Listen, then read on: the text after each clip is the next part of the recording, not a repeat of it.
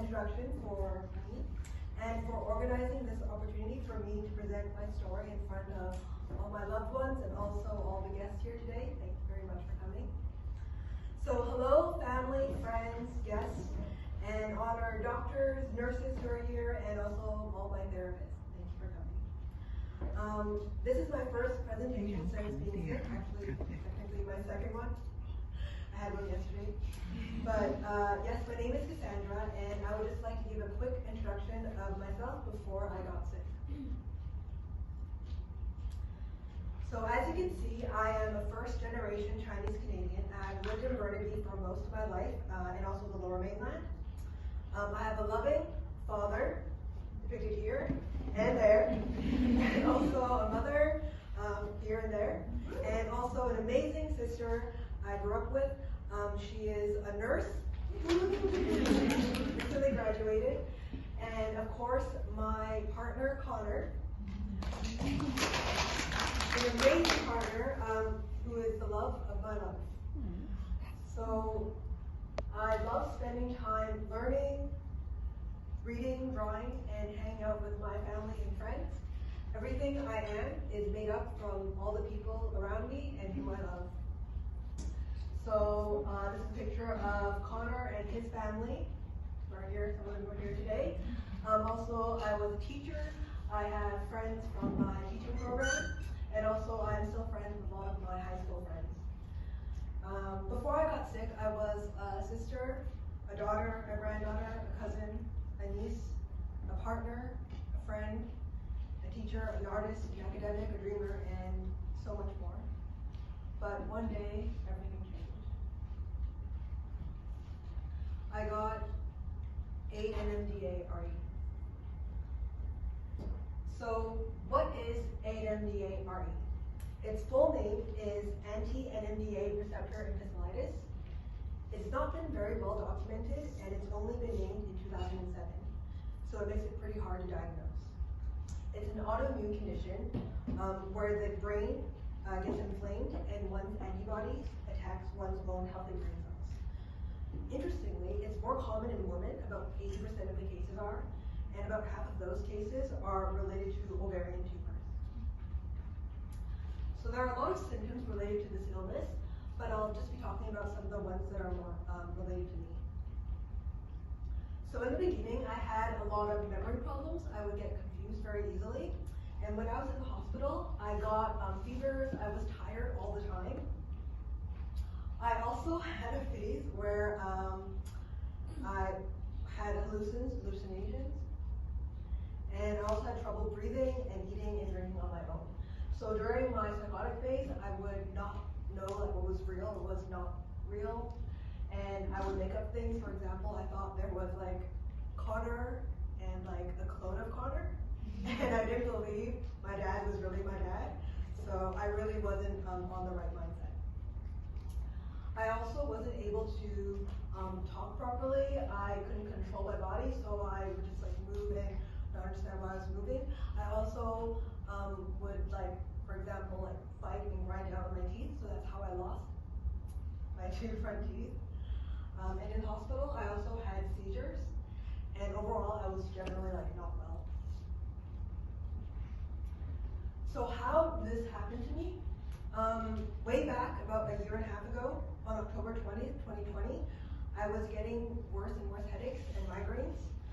I went to the hospital with Connor, and the doctors prescribed me some painkillers, and it seemed to be working, sort of. But after about a week, I was just not myself. Connor was the first to notice.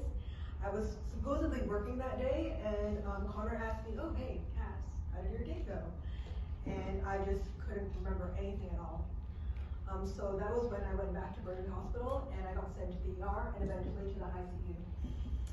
And just to depict like how bad I got, on the day of going to the hospital, Connor like dropped me off there.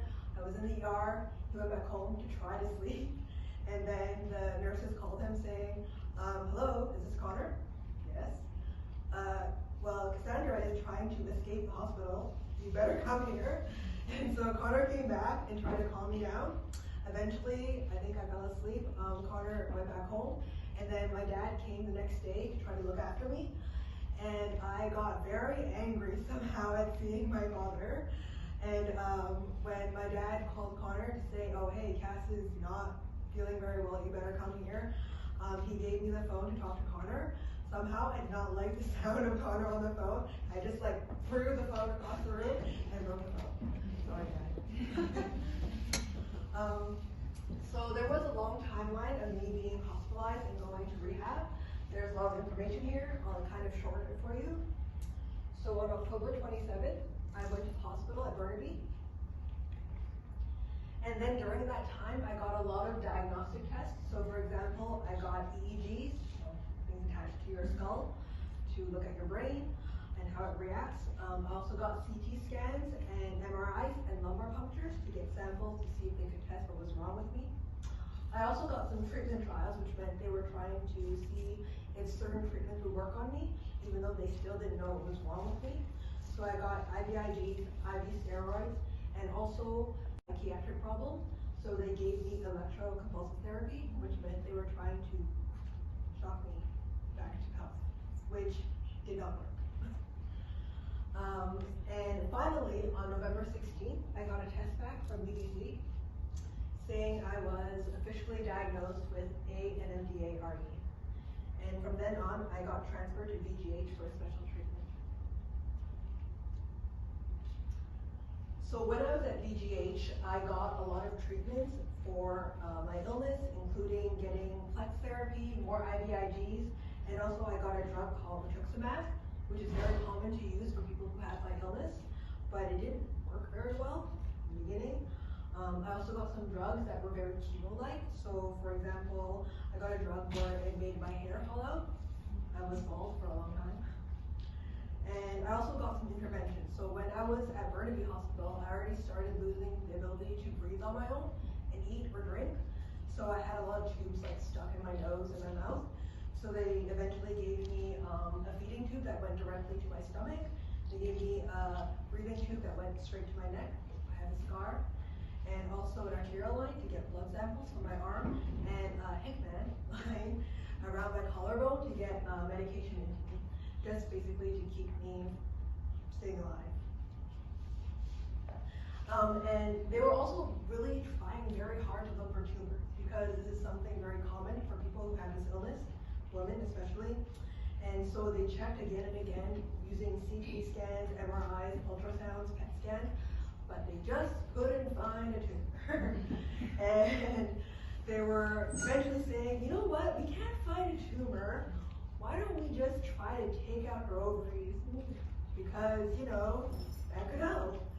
But of course, my family and Connor were like, no, because, you know, having her ovaries taken out meant like I couldn't, you know, have babies in the future.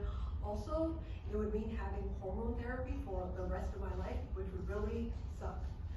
So, in the end, a doctor named Dr. Harasdil from VGH came over and looked at my information, and she just suggested that maybe I just didn't need to have my ovaries removed. Thank you, Dr. Harasdil, out there. And around early March was when I finally got weaned off of a lot of my continuous monitoring. So they took off a lot of my EEGs. I still had them periodically, but not all the time. And a doctor named Dr. Carruthers, who saw me early in January, came back in March and looked at me and thought that finally my brain was finally recovering. And around that time, for a few months, I was still at VGH, but eventually they said, excuse me, we don't have room for you, so can you leave? It was also around the time, you probably know, from May 2021, there was a huge spike in COVID-19 patients, so there was kind of like a bed crunch. That was one of the reasons why they also wanted me to leave. But during this time, when I went back to Burnaby Hospital, I was getting a bit better. I was, you know, trying to get a bit of physio where I would try to stand up with support. I would sit in a wheelchair for 2 hours, 3 hours, but like forever. I hated it so much. But also I was trying to make more more meaningful communication. So Connor bought me a whiteboard. I would like try to write on it, not very well. Also try to make sounds to talk, but not very well. And eventually, a physiatrist said that I was well enough to go and actually start real rehab at GF Strong. So on July 5th, I arrived at GF Strong for rehab, and I got physiotherapy, and also occupational therapy, raise your hand, and also speech therapy. And it was pretty great. After about 3 months, I was discharged as a GF Strong inpatient and graduated as an outpatient. So all of this happened in about just under a year, but I still have a lot to work on. I got a lot of support from my family and loved ones, and it's really hard to understand, all the things I went through treatment and through rehab. So I made a short video to kind of show you what happened between my leg recovery in VGH and also when I came out from GF.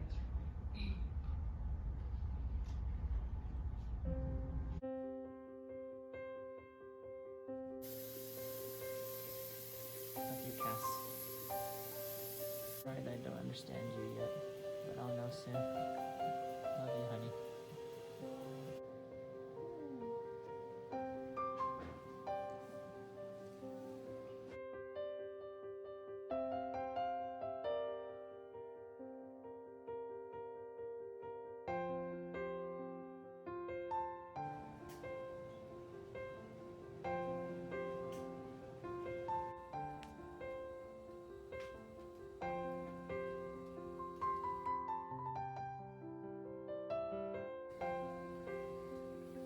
Feels weird, right?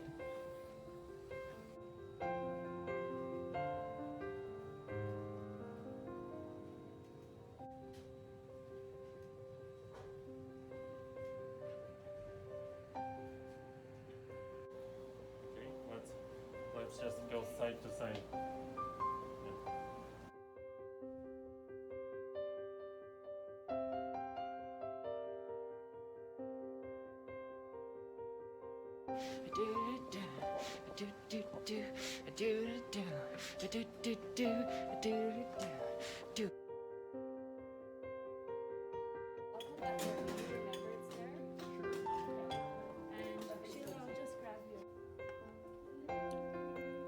One more.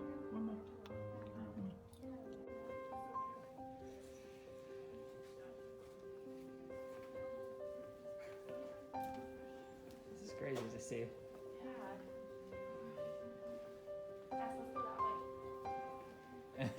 I know where she's going now.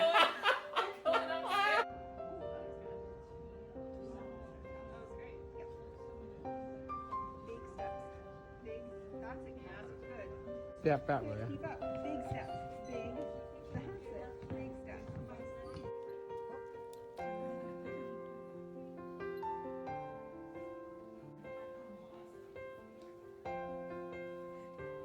That's it.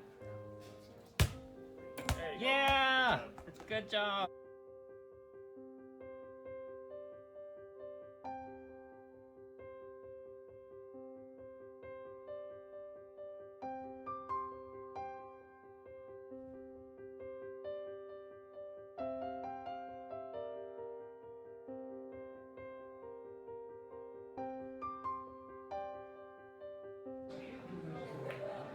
Oh, wow. Great job, Cass.